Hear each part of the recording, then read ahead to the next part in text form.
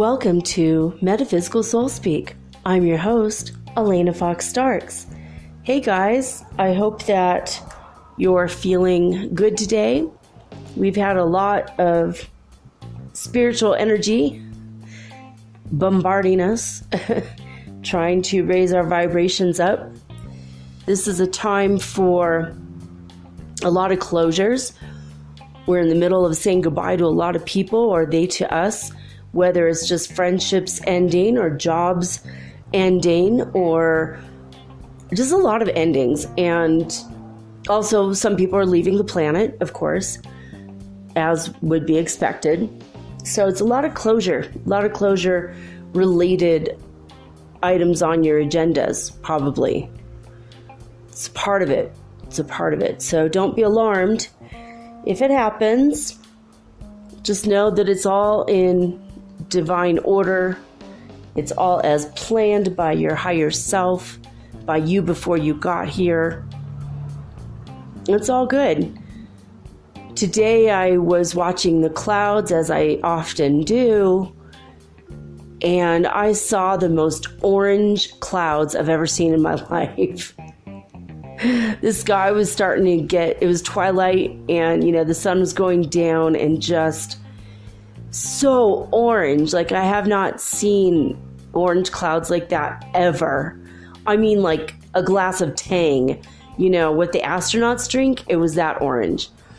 And before that, there was all these beautiful gray, dark, almost black gray clouds.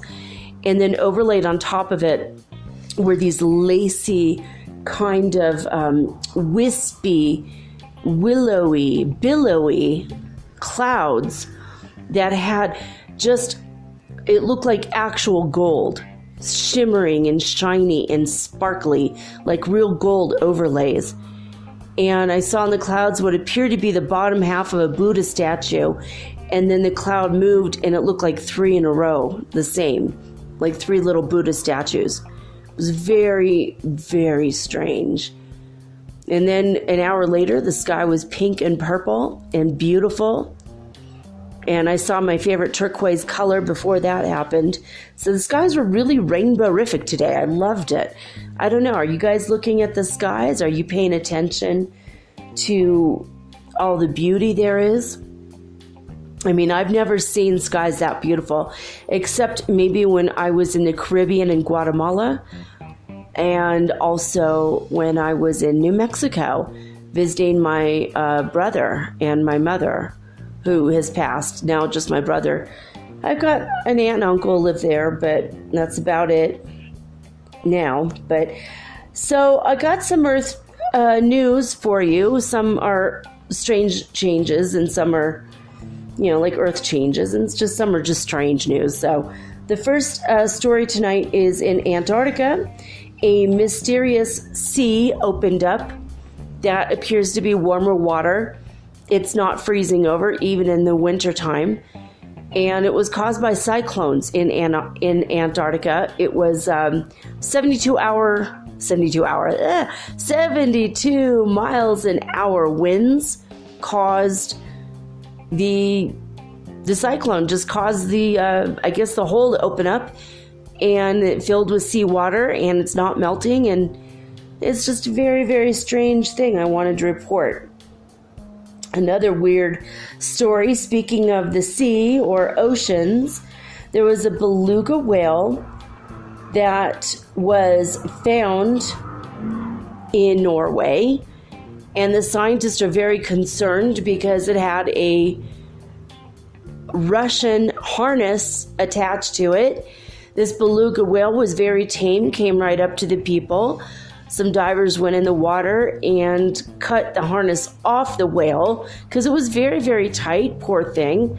And right on the harness it says St. Petersburg, equipment of St. Petersburg. They are concerned that the whale is being used for military purposes for the Russians, and yet no one is forthcoming to claim the whale. And so I guess they're going to let it go, I hope. It's very, very strange, isn't it? I don't know. It bugs me. So I don't know. There is a lot of speculation from the University of Norway tonight that it has escaped from a Russian military facility. And I think more power to it. Glad the beluga whale escaped. Beluga whales are very sweet. They're very good-natured and they have a good sense of humor. And I've spent a lot of time looking at beluga whales in captivity, and they're just so interactive and so lovely. I mean, if you like dance for them, they'll laugh, and if you act goofy in front of them, they think it's hilarious. There's a beluga whale in San Diego that just loved my kids, couldn't get enough, staring at my kids. And we went during the week in the middle of the day, and there was hardly anybody there at SeaWorld. And I normally don't go to places like this, but I wanted my kids to experience what it's like to be near animals like that. I just want my kids to have a good experience and have some happy memories from their childhood. And so I decided on purpose to take them to various places that would give them happy memories. Disneyland, oh my God, one of my favorite places in the whole wide world. We must have ridden the Pirates of the Caribbean 20 times every time we go. It's my favorite ride. Totally my favorite place on earth. Really one of my happy places for sure. But so this beluga whale, I don't know what's going on with it, but I thought that was very, very interesting. They did find in another part of the world mysterious footprints that were 32 inches long by 15 inches across. These footprints were found in the snow by the Indian Army between Nepal and China at the base camp that they call, I'm trying to read my own writing here, the Makalu Base Camp. This was on the 9th of April. They believe that this is the mysterious Yeti creature that has only been sighted but never photographed. And as far as I know, it's a Bigfoot-like creature but with white fur. In fact, the only time I've ever seen a real Yeti, okay, it wasn't real. It was totally fake on the Matterhorn ride in Disneyland. So pretty interesting. Now, Caltech has discovered a way to levitate large objects using light. Before, the only way they could levitate anything was they were levitating, I guess, packets of light, photons, with extremely strong lasers.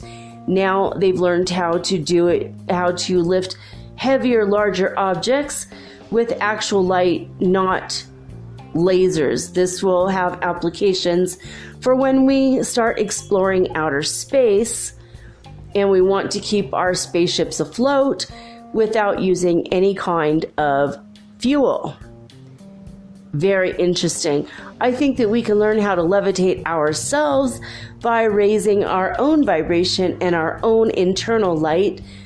You know that song, Turn on your heart light, let it shine for all the world to see. Yeah, well, I think if we did that, concentrated enough, hey, maybe we'll levitate our own selves. We won't need a spaceship. But you know what? More power to the Caltech scientists. I think that's amazing. My oldest kid is hoping to someday soon attend classes at Caltech. So I'm pretty excited. I hope he does that. I think that was all that I had as far as Earth news is concerned today. And on to the Ascension Symptoms Scale.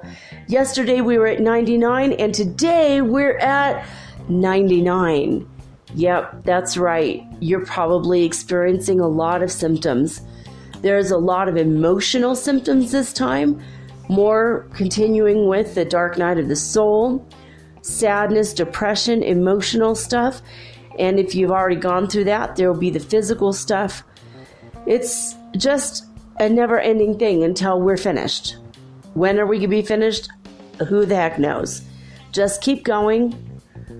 Just keep focusing on the light, focusing on your heart. Remember what Michael Sherahan said last night. From what I remember, which isn't a lot, every time I channel, it's like I'm in a trance and I don't really remember what was said. Very weird. I have to go back and listen. I hope it was a good night last night, because I wasn't really here to hear it.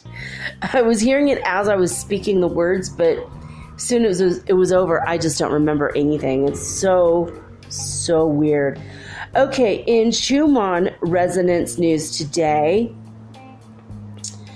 10 o'clock a.m. UTC time. The activity started again in a powerful way after about 12 hours of pause. At 3:30 UTC, we saw the first light movement that brought the amplitude to reach 80 hertz. Woo! Oh my God, 80 hertz, that's huge! That's double the bottom rung on the fifth dimensional ladder, so very cool. Amplitude reached 80 hertz at 5:30 UTC time. The variations continued with oscillations between 50 hertz and 70 hertz until 8 UTC, when the amplitude increased again, stabilizing at a constant 70 hertz for nearly 2 hours. Then the evening report states at 1700 UTC time, the amplitude at 70 hertz lasted until 11 a.m. UTC, after which a relative calm period of about 4 hours followed until about 3 p.m. UTC. Then at 4 p.m., we had another very strong peak that came close to 70 hertz again. Well, I did hear in a report that the Pleiadians were sending us light. I think that what happens is the central sun is beaming light in many different directions, and the Pleiadian light ships are helping us by kind of mirroring the light and focusing it like a laser through the portal of our sun towards the planet, and that's what is creating such a mashup of the energies between the Earth's surface and the ionic atmosphere or ionosphere. And the Schumann Resonance is the frequency between the two. Beep, beep. I don't know if you guys hear that. That was hilarious timing. So that's good. It's good news. I mean, we're being supported by our Pleiadian brothers and sisters. They are working tirelessly to help us ascend more rapid. Tan rápido. I am happy about that. We need to. We need to go as fast as possible. The faster the better, because once we are fully ascended, maybe we could finally get a rest, right? All right, guys. I am going to come back after this quick break, listen to the 35-second message while you grab your tea or your popcorn or take a quick bathroom break. Just let it play. You come right back and you get to hear all about light warriors. I'm going to go over what that is versus Lightworker, because when I did my 21 types of light workers episode last week, I did not talk about light warriors, because I consider light warriors to be separate and different than light workers. Even though they are light workers, it's a completely different ballgame. So we're going to go over it after this message. Be right back.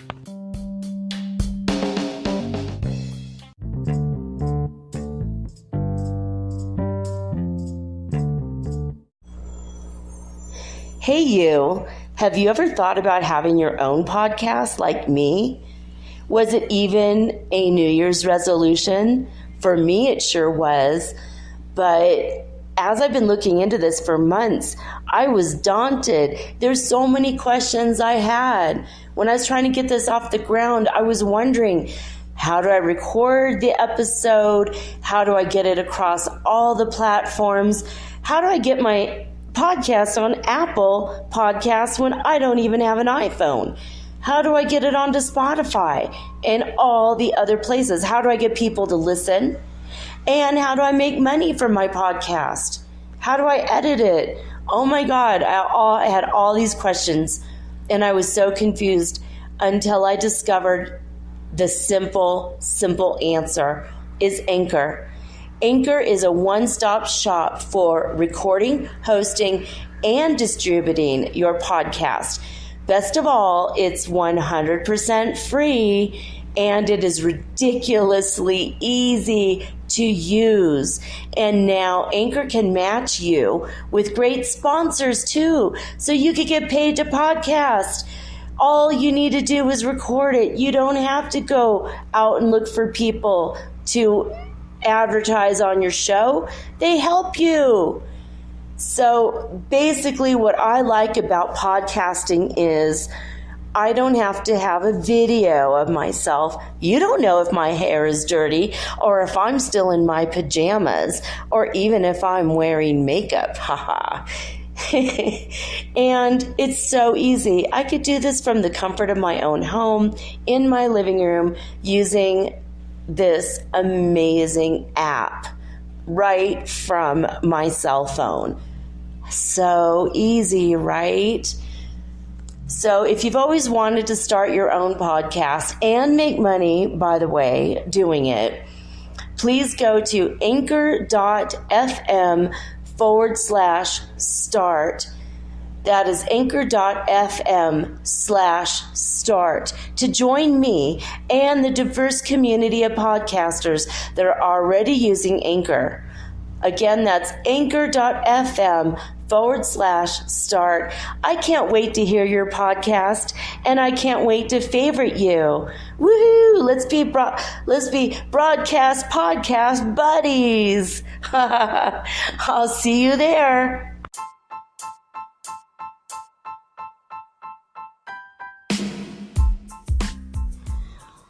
Almost everybody in the New Age community around the globe are familiar with the term Lightworker.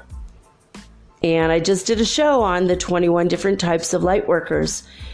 But Light Warrior is something that you may or may not have heard of, but maybe in passing. It's not seemingly as common a word. Everyone wants to go, I'm a light worker, and it's kind of a soft, gentle, lovely approach, and everything is, well, kind of fluffy bunny rainbow, hippie feel good, love fest, hugathon, tree huggers.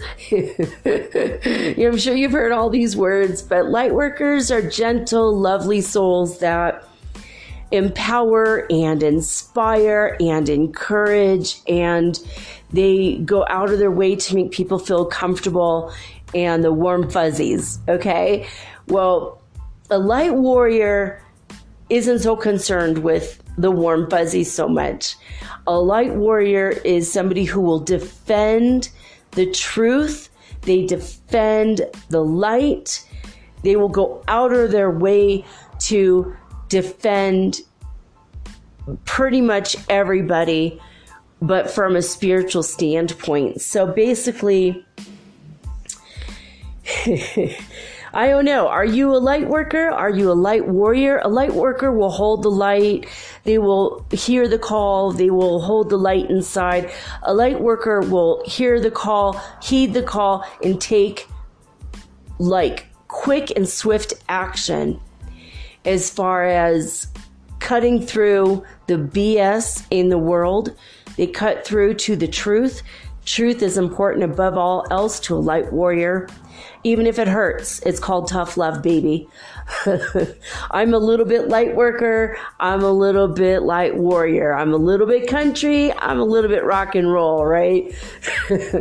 I mean, where the light workers would be the country music or the hippie music, the flowy, new agey, la la la, Celtic music. The light warriors, we're straight up rock and roll, okay? I have gone to places where angels fear to tread. I have gone and I have sat with people that the average person would be terrified to meet. I have hung out with gangsters. I have stood in the midst of addicts, drug addicts, and I have healed one after one after one after one until they all felt better, until the place literally shut down because of all the drug use that had gone on there. And by that time, everyone was ready to go live out their truth. I saw people that were so hooked on drugs that they would come back to the hostel and pass out, and an ambulance had to be called like several times a week. And that person in particular is absolutely in love. She is living her truth. She is healthy. She is pure of heart. She has found who she truly is inside. And all I did was I sat and gave her love. I beamed love at her constantly. Told her how great she was and how beautiful she was. You know, and that's what a light warrior does. No one really knows that I did anything. A few people knew directly. I had people showing up to this place in Bogota, coming to get healing from the healer, but they didn't even know my name. They just knew me by reputation, because I just healed one after another, using massage, talk therapy, Reiki, hypnosis, all of my tools. I was like Felix with my bag of tricks. That's kind of what a light warrior does. When I was in Guatemala, I met a man who was a heroin addict, and on Christmas Eve, he broke down and started crying in my arms like a little baby. He told me he was going to kill himself with heroin that night because his parents had been killed. I think I told this story a few weeks back, but I just held him in my arms, and that was how I spent my Christmas. And you know what? That I would have to say that's one of my top 5 Christmases ever in 50 years. I saved this young man's life. I told him, your parents love you. They sacrificed their lives so that you could live better. They wanted you to go to college. They provided you a home that they paid for. You don't need to sleep on the streets. You had a place to live. They don't want you to do drugs. You're wasting the gift they gave to you. They gave you their lives. And he broke down and cried, and he said, you know what? I'm not going to do it. I think I'm going to do what my parents wanted from me. And I said, hey, if it hurts you, you could go ahead and sell that house, buy another one. And he's like, but then I'd be selling away my parents, my inheritance from them. Yeah, that's right. So I changed his perspective just that much. And I hit him with some hard truths. And that tough love, it works. It works sometimes. If I'd just been a light worker, maybe I would have just said a prayer over him and walked away. And I don't know. I think sometimes the warrior way works. And it works in a different way, but we're two sides of the same coin. If it's a coin of light, on one side you got the light workers, and on the other side you got the light warriors. So I'm going to give you some examples about what do light workers do besides hanging out with drug addicts and the dregs of society to bring them back up to a level at which they can live their lives and actually be functioning members of society, right? That's only one thing.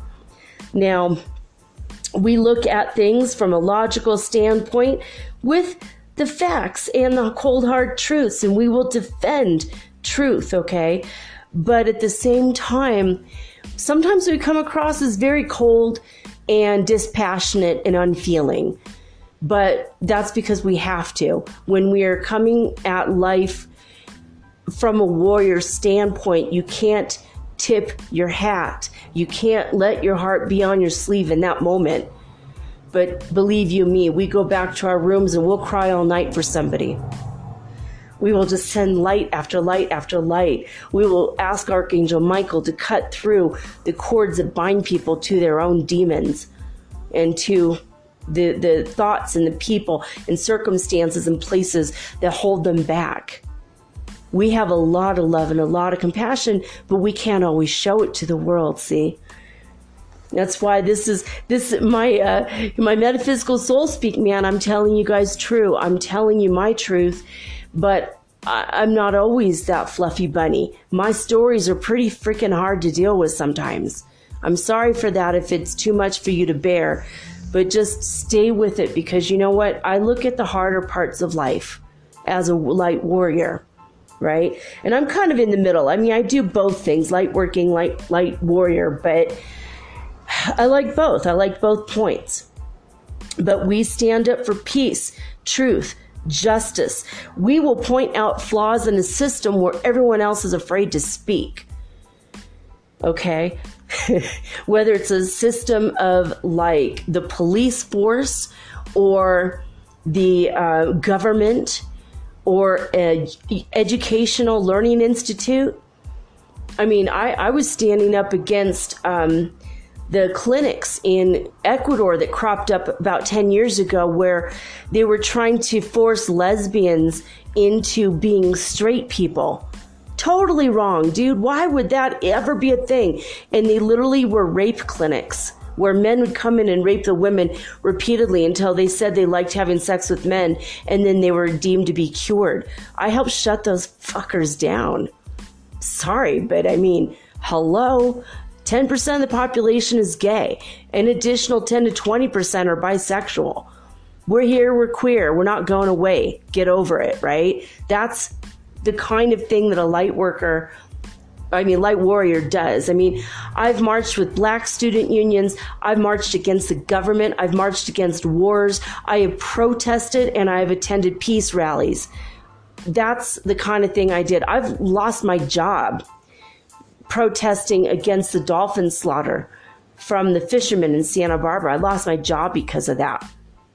I mean, I have fought for the rights of animals all over the planet, wolves, whales, you name it, and I speak my truth. And if someone doesn't like it, they don't have to listen to me. That's the way a warrior works. We function in a way that we will go forward in the direction of our hearts, and we follow through, and we put out the harsh truths. We'll talk out against the water problem, the crisis in Flint, Michigan. And we don't care who hears it. That's the idea of behind a light warrior. Now, if you're a light worker, you'll see a petition and you'll sign it and you'll move on with your day and try not to think about it. And that's okay. That's totally okay, because not everybody can handle the harsher truths, and not everyone is meant to handle it, to be honest. It's only the people, I'm not an earth first kind of person, as far as I'm not going to get in a boat and sabotage other people's ships or whatever. I'm not that harsh of a warrior, but some people are doing that. Some people will use their lives as an example to change the whole frickin' world or change a country. Now, I'm going to give you guys some examples of light warriors that are more fierce than me, because I'm kind of I'm in between both the worker and the warrior type of personality. And there are those of us that kind of walk the middle path of this. Okay.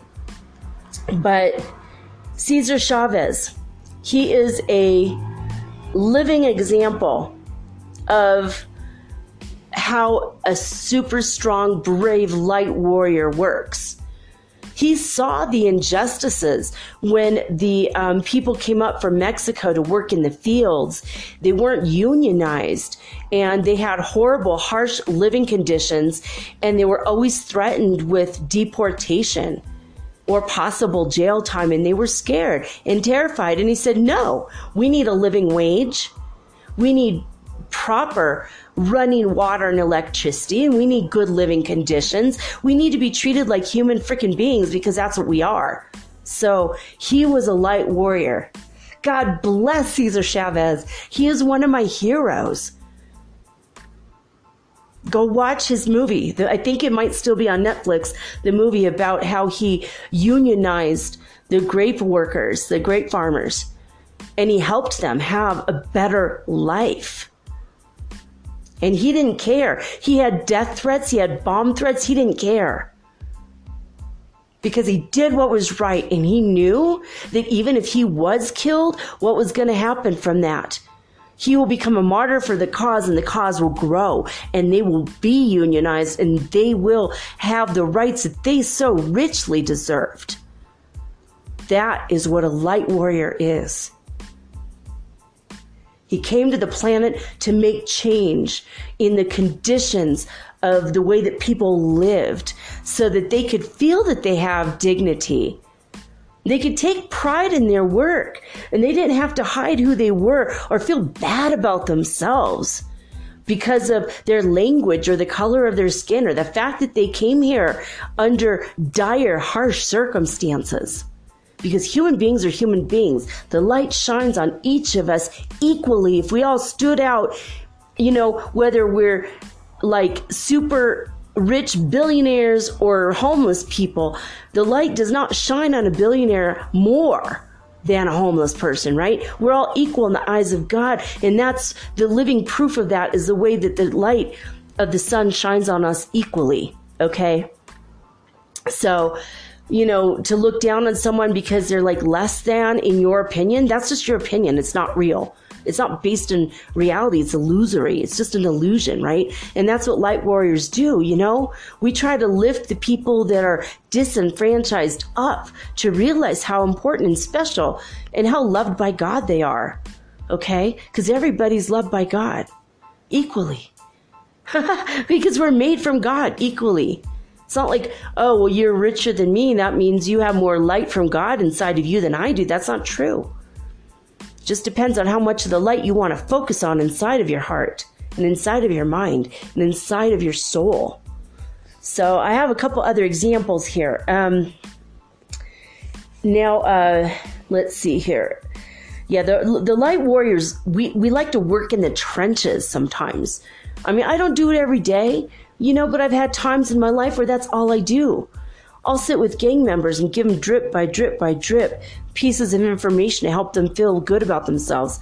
Sometimes they take the information and they run with it. They become better people. And sometimes they don't, and they become worse people. And then I got to cut them free. Got to let them go, live their life the way they want to in a negative way. And when you're warrior, sometimes you're going to lose the battle. But sometimes you're going to win the war. It's the way it is. So we're not afraid to see the ugly and work for change to make the ugly more palatable for the people who are experiencing it. Like looking at the homeless crisis or the sex trafficking world. That's hard for me to deal with, that one. But there are light warriors that are going towards fixing that. I have a friend who's he's literally battling the state of California right now, because when the districts were drawn in the 1800s, there were less people. And he's trying to have everything redistricted. He's a light warrior. He knows that he's making himself a target. Someone in government might not like him. They might off him. He knows that. But he doesn't care. When I met him, he was already suing the state of California when I first met him like 10 years ago. But guess what? He was just a normal citizen. Now he's a lawyer. Now he's got a legal team on this, trying to fix the districting in California so that all of the voices of the state are heard. That is a hallmark of a real, true light warrior. I respect the hell out of this guy for that. And I know he's going to start going towards bigger things. He's the one that told me about the sex trafficking ring run by Child Protective Services. That's a light warrior. He's going after those guys. Same thing happened in Michigan. Child Protective Services were running a child sex trafficking ring. They just found 365 children. The cops, but you know what they did? They turned them back over to CPS. And then 85 kids under the custody of CPS were killed in Michigan. The people that are dealing with that, hardcore light warriors. My hat's off to those guys and those women that are going towards this. This is hard stuff to look at. And the light warriors have the palate for it. They have the guts to go for helping this. And if you're a light worker and you can't handle it, that's okay. Sign a petition, take a deep breath, move on with your day. Go focus on the higher quality parts of your life, because your high vibration of smelling the roses and petting the cats and hugging the grannies, that helps the light warriors to anchor better their light. We need the light from every perspective, see? And that's why the warriors and the workers work together in harmony and conjunction. Even though it looks like they might be at odds with each other sometimes, it's really necessary for both parts. I hope that this episode will help you to see that.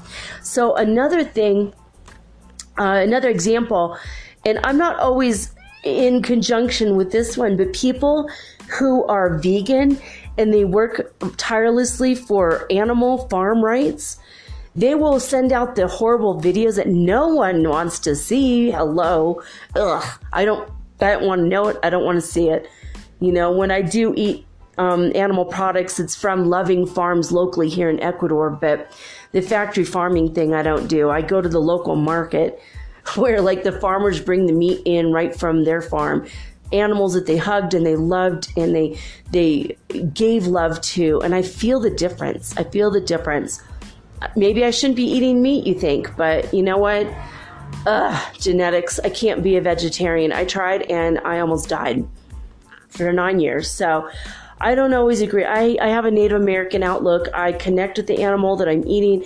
I talk to its spirit. I try to soothe over any negative stuff. And most of the animals I talk to, they're grateful to be a part of it. They knew they were coming here for that. They have a higher perspective. That's my perspective. You don't have to agree with it or go along with it, but I have a different perspective. I have a different spiritual idea regarding that. But some vegans, they think they're doing right, and they are. They're mighty warriors in a lot of cases. And you know what? The vegans have won over a lot of the meat eaters, and now the meat eaters have an idea of the factory farming practices, and now they don't abide by that. No one should abide by that. I don't abide by that. You know? So you could have a light warrior in all different fields, okay? I do think, though, however, that food shaming somebody is wrong, okay? I feel that we need to eat consciously no matter what it is that we're eating, whether we're eating vegetables or we're fruitarian or we eat meat occasionally. I think that eating meat at every meal, not good for your body. Don't do it. I'm not shaming anybody when I say I know that that's not healthy. Most meat will turn acidic in the body. We need to keep an alkaline body or kind of at least a neutral body. If you're type O blood, you might run a little bit better on slightly acidic. So type O people need to have more meat in their body than type A. Type A, it's for agrarian, I can't say the word, sorry. Agriculture. Just think, if you have type A blood, you're better off being a vegetarian. I have type B. I've got to go towards both a little bit. I eat more fruit and vegetables than I eat meat, but you got to look into that. The eat right for your blood type diet, it's not 100% perfect, but it kind of gives you an idea of how your body will run better. So, if you go towards vegetarian, it might kill you. If you go towards all meat eating, obviously that will kill you.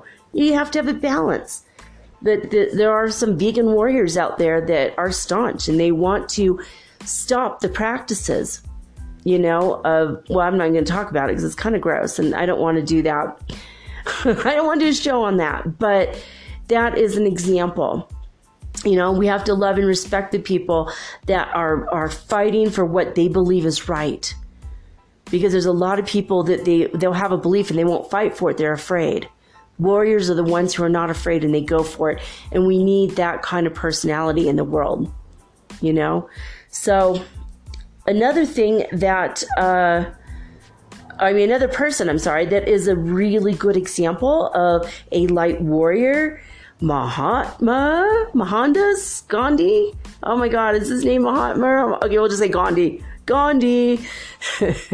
Now, this is pretty interesting, right? He was a lawyer, made good money, wore suits for a living and a tie, was married to his wife. They were wealthy in India.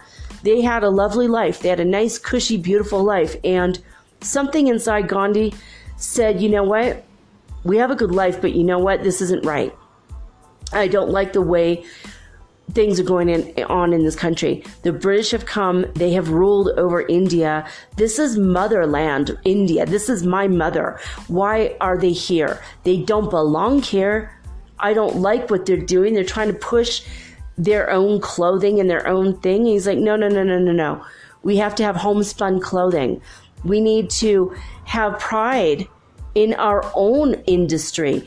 And so here's a tiny little man that literally fought off British rule in his underwear. He walked around in a loincloth that was homespun cloth created in India with plants grown in India. And he fought the British. I thought that was great. If you haven't seen or know about the story, go look at Gandhi. The movie literally is called Gandhi, G-H-A-N-D-I. Most people know about him. Maybe some younger people won't have a good handle on who he was or what he did. But when he saw anything that he didn't believe in, he would go on these massive hunger strikes, and he almost died many times. He would stop eating, and the whole world loved him so much that they would start writing petitions, and they would do everything in their power. And he literally moved an entire nation against British rule. He literally changed the world with his ideas and his ideals. I mean, his wife was angry, though. Boy, he made her clean out toilets. They had maids and servants before. And he's like, no, we have to show the people we are the same. We are equal. This is not right or fair that we should have servants while other people in the streets are starving. So halfway through his law career, he gave it up. He gave it up and he stopped wearing suits and he wore a little white loincloth. I think he even walked around with a cane and friggin' no shoes, no socks, not even slippers, nothing, And he would get in the faces of the British soldiers and tell them exactly what he thought of them. And they were partially scared of him, this little tiny man. And then at the same time, they were really moved by his words, and they were touched that this tiny little dude in a loincloth that looked like no more than a child's diaper. But he was a light warrior, and his spirit was bigger than anybody. His spirit was so fierce that they were afraid of him. They weren't going to hurt him. They never wanted harm to come to him. So Gandhi is a good example of a light warrior.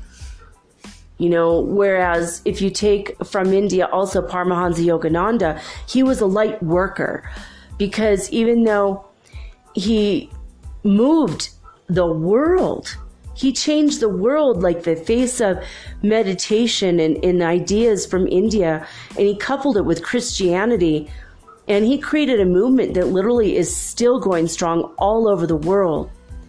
He was an avatar. He was a spiritual master, self-realized, ascended master. He was already in the fifth dimension while he was still living in the third. He had ascended, and people saw that. But he wasn't a warrior. He didn't speak out and scream and yell. He did it quietly with his meditation and his soft, gentle words. He was a light worker. And he was friends with Gandhi. In fact, Gandhi's ashes, part of his ashes are buried in a Gandhi shrine at Self-Realization Fellowship in Malibu. I have sat next to Gandhi's ashes and meditated there. It's powerful. It's really powerful to see the balance of energies between the two masters in that place.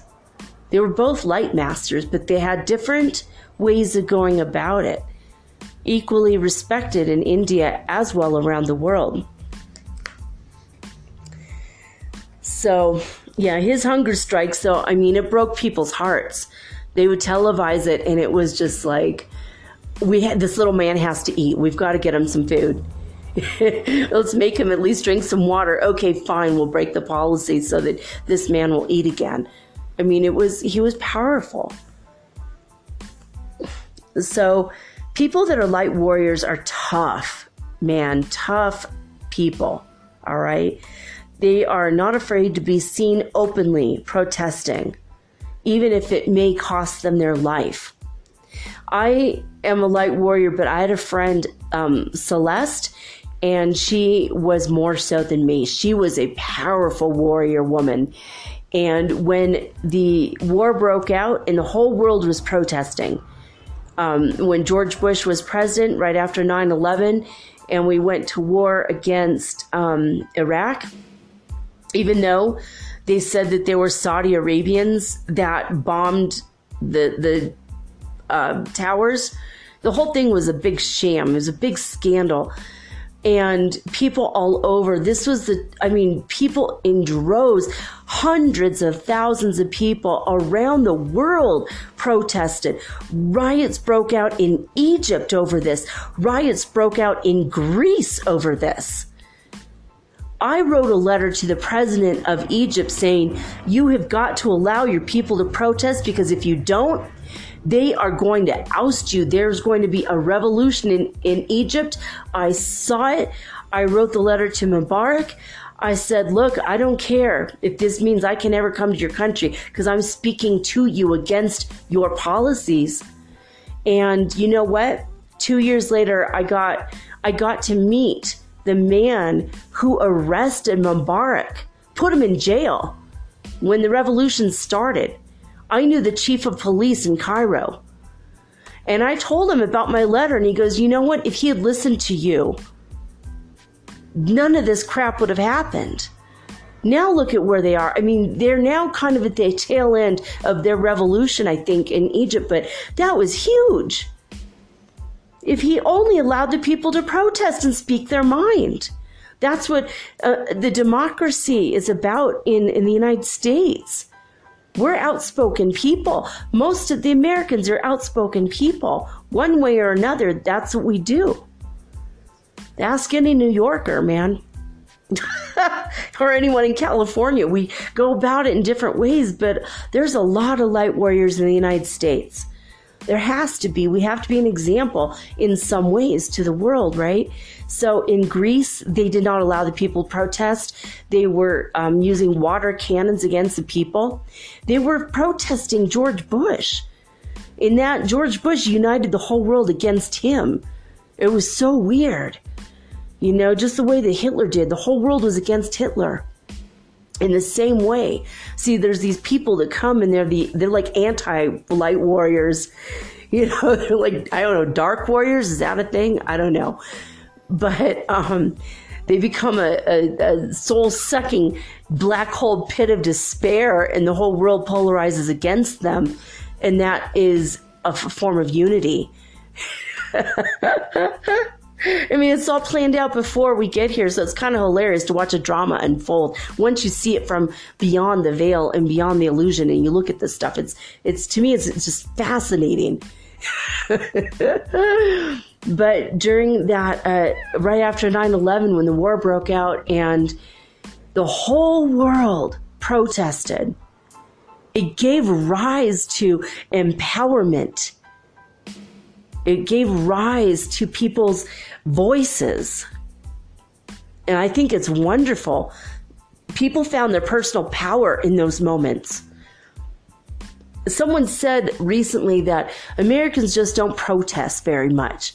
It's like, I'm sorry, you got to go look at those videos. They're on YouTube, man. Go look at what happened right after 9/11 happened.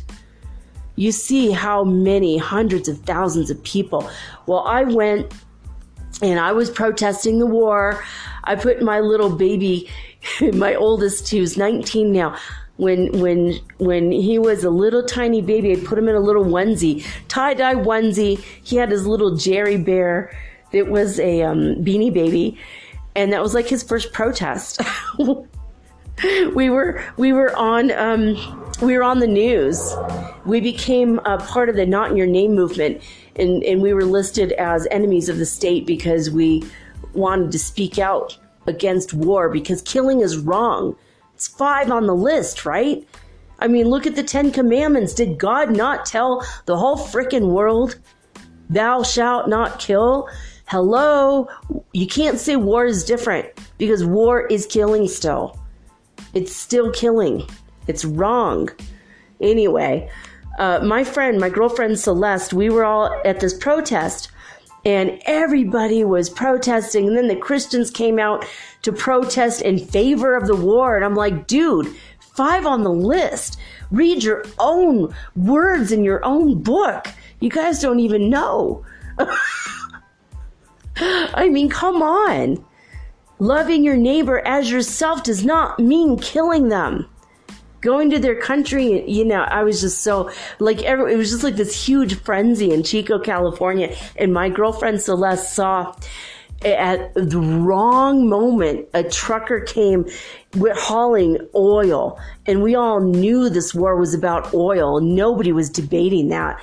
And the oil came and Celeste came. She ran in front of the truck and she laid in the street. She said, "You're going to have to crush my bones before I allow this tanker to pass. And you're going to be stuck for hours and we're going to make the oil industry feel it with our bodies." I mean, she was like so powerful as a warrior. I was like, oh Lord, oh God. I'm like, well, screw it.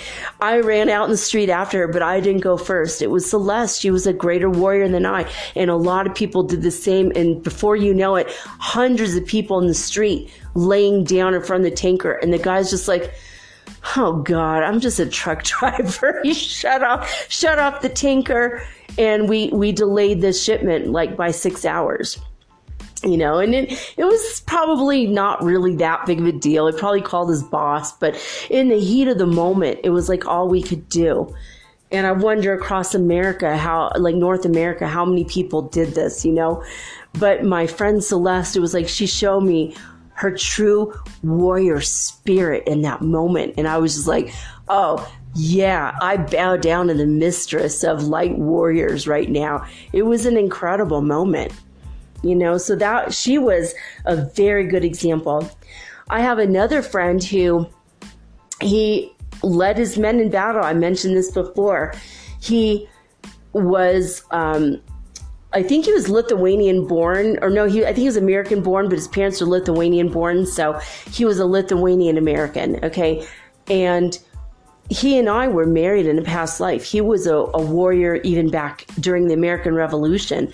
We were French and we came to the United States so that he could help lead men in battle against the British in our past life together. He's always been a light warrior, but an actual soldier warrior. And in this life, he led his men into battle in Bosnia-Herzegovina. And there had been 13 people that were, they had been kept like imprisoned and they were being tortured. And he led men into battle. And it was a really heavy duty thing. And he rescued these people and he got commendations by the president on national TV. He made national headlines when he did that. Always he's been a light warrior, but from an actual soldier warrior standpoint. So he's a greater warrior than I. He's a greater warrior than most of the people I know, because who would be willing to do that? But he was like, I'm going to rescue these people or I'm going to die trying. And when I first met him in this life, he was pretty much an atheist, border agnostic. His parents were Catholic.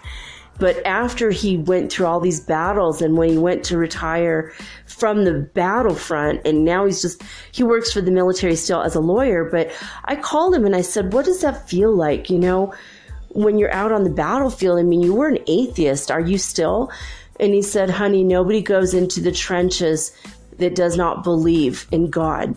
It teaches you awful quick that God is real. And I started carrying a St. Christopher medal with me that I might be carried through all of the battles I had to see. And then he goes, yeah, you bet your sweet bippy. I believe in God now for certain. I can't believe I survived some of the situations I was in. And he did it not because he wanted to fight or kill people. He went into it because he wanted to be a warrior for justice, and God put him in the situations where he would actually be helping people. He is a true light warrior, in my opinion. So I feel like sometimes light warriors are light warriors over lifetimes. They will be willing to risk their lives for something greater than themselves, whether it's freeing a nation from a horrible ruler or freeing a nation from occupation, such as the British invasion and subsequent occupation of India. People who are willing to risk their lives for a person to make sure that their message gets out. I believe, oh gosh, there are some people that even write poetry that sparks people to action. So when you look at Maya Angelou and her poetry, in a way she's a light worker, but she's kind of in the middle of the light warrior, light worker, because her words were so profound that it sparked people to action. Another example is Martin Luther. He saw a lot of injustices and a lot of things in the Catholic Church that weren't right. He started Lutheranism by literally had like 99 things he felt were wrong with the Catholic Church, and he literally nailed it to the door of the cathedral where he lived. He was a light warrior. He's like, I don't care. Kill me if you want. But you know what? I'm starting my own church. It's going to go against your church because you guys are doing some pretty bad things. And he saw it clearly. He saw that truth, and he just went forth in his warrior way. So there are people that work for various things, like, whether it's religion or spirituality or human rights, children's rights, animal rights. They have a cause. All the light warriors have their own cause usually. Or sometimes it's just wherever truth needs to be shown a giant light on, light warriors will be there to do that, to change things, to fix things. Martin Luther King, he's another great example. He wanted everything to be peaceful, but at the same time, he was a warrior for the truth, for rights for Black people. But his words were inspirational to everybody, regardless of skin color. He's one of my heroes. Malcolm X, he's another one of my heroes. In fact, my house in Detroit overlooks the mosque founded by Malcolm X. Malcolm X might have been in my house at some point. I'm so proud of that, because he was a warrior of the truth. And he was disempowered as a human being, and he went to jail because he was a thief. He did a lot of bad stuff, but he got redeemed while he was in prison. It was like God gave him a timeout. And when he got out, he's like, you know what? I'm going to empower my brothers and sisters. That's what they need. And he did that. He's one of my heroes because he stood up for his inner truth, and he knew that he might be killed for it. And he didn't care. He moved forward in the direction of his truth, regardless. So I think that this world needs its light warriors. We need our light warriors in order for us to feel braver and stronger and more empowered as women, more empowered as people of color or people of mixed heritage. I had a boyfriend in Peru who was he was mixed, right? Like, so he's like part, like, I don't know, he told me he's had Arabic grandmother, and his father was half Black from Africa, but he also had Spanish blood, and one day he apologized for that. He's like, I'm a mestizo, I hope you don't mind, I'm sorry. I was so mad at him. I was like, no, dude, you are a man, right? It doesn't matter what your heritage is, as long as you honor that, you honor your ancestors and you love them, right? And besides the fact that I'm a mestizo too, I'm Cherokee. I'm Native as well as Irish and German. So sorry, that's not gonna fly with me, putting yourself in a lesser position emotionally or mentally. So I stand up for those kind of rights all the time. Like when people start to say, well, I'm only this, so I can't achieve that. No, don't tell me you're a black man and you can't achieve greatness. Barack Obama, Oprah Winfrey, don't give me that crap. We have billionaires in this world that have the same skin as you. So you know what? Love yourself 100% the way God loves you, the way God sees you. God created you beautiful no matter what you look like. You know? I've had people, like when people put themselves down because they're overweight, there are models in the world that are literally plus size models. They're beautiful. So don't ever put yourself down because of something you think you're less than, because my God, pull out your inner light warrior, because you need to fight for your right to be, right? You have to empower yourself and know that you deserve to exist the way that you are, the way that God made you, the way that you chose to come into this world and show up. It's not about your physicality. It's never about your physicality. It's about your light warrior within and your light worker within. It's about your passion, your life, your love, your dreams, your hopes. And it's about overcoming your fears and your negativities and your doubts and your concerns. And it's about doing what you need to do in this world to make your own mark on it. You deserve that. Everybody deserves that. So we need our light warriors to empower us and give us hope and give us the freedom to be ourselves, even if we're weird, even if we're strange, even if we channel light beings from another galaxy. You know, we have to have our empowerment of who we are. You know, if you're an artist, don't go work a desk job. Be that artist. Be the best damn artist you could be. You know? If you are a light worker, be the best light worker you can be. We need our light workers to soften our warrior when our warrior becomes too strong and too intense for others to handle. And we need our light warriors to make us be brave and publish those books that we've had sitting on our shelf in our files that we're afraid for the world to read our words. You know? So we need everything. We need the light workers. We need the light warriors, right? And if you're neither, but you're just sitting back and that's not what your purpose is, that's okay too. We need you in the world too. Everybody is needed. Like I said about a week ago, I think in one of my episodes before, everybody is like, it's like we have a 1,000-piece puzzle. You take one piece of the puzzle out and it's not complete.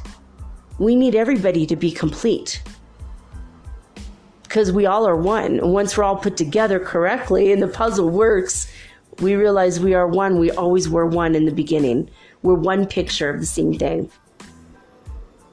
But we need the light parts and we need the dark parts and we need the skinny parts and the fat parts and the medium parts. We need the gray parts and the yellow parts and the purple spotted polka dot parts.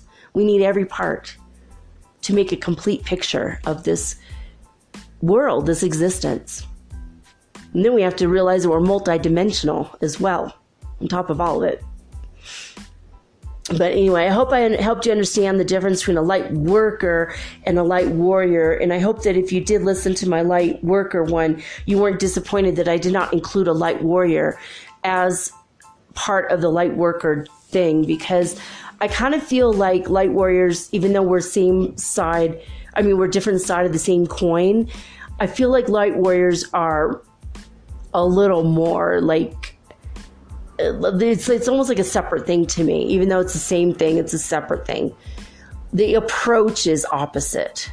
Does that make sense? The approach of a light warrior. Even though we're all here to work for the light, we're all here to work for God in unifying us, to realize that we are all one in Lakech. Mitakue Oyasin. We are all together. We are one. I am another yourself. But we all have a different way of being in the world.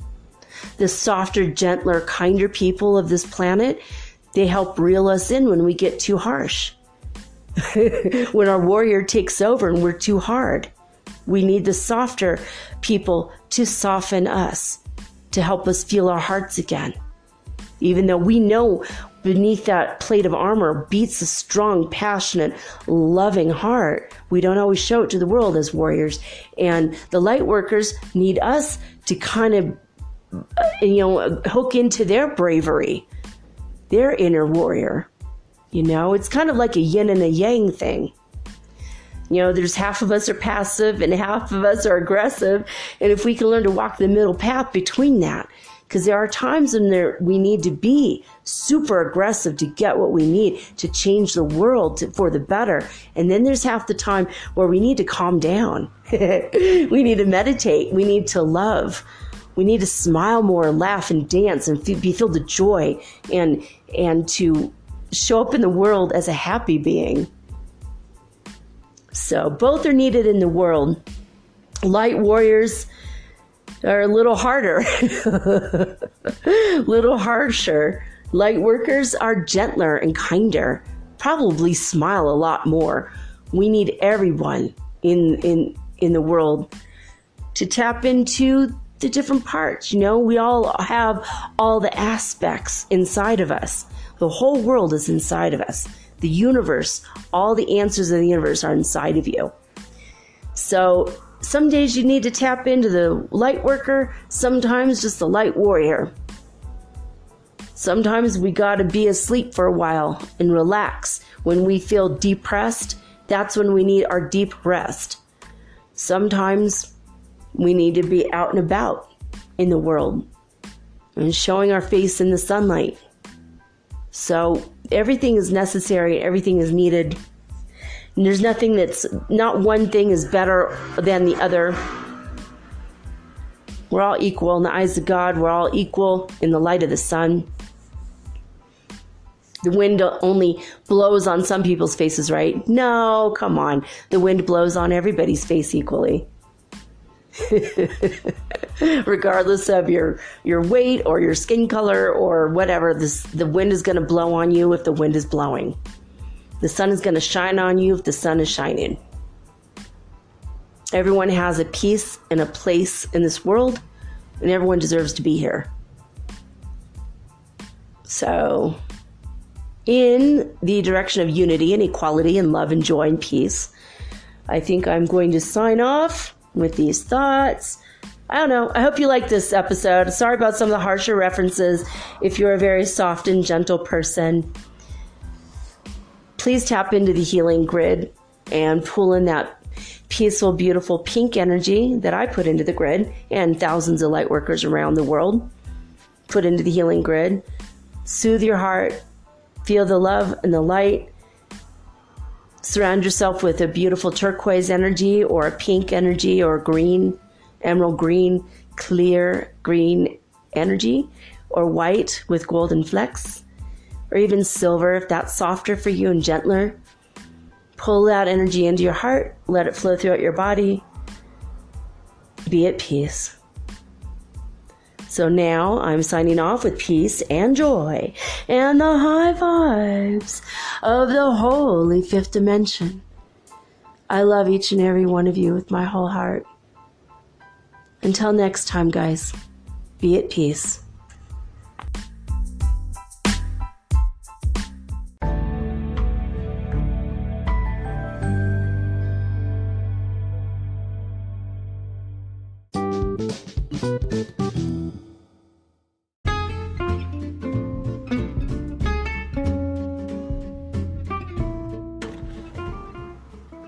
Metaphysical Soul Speak is run on sponsors and listener support.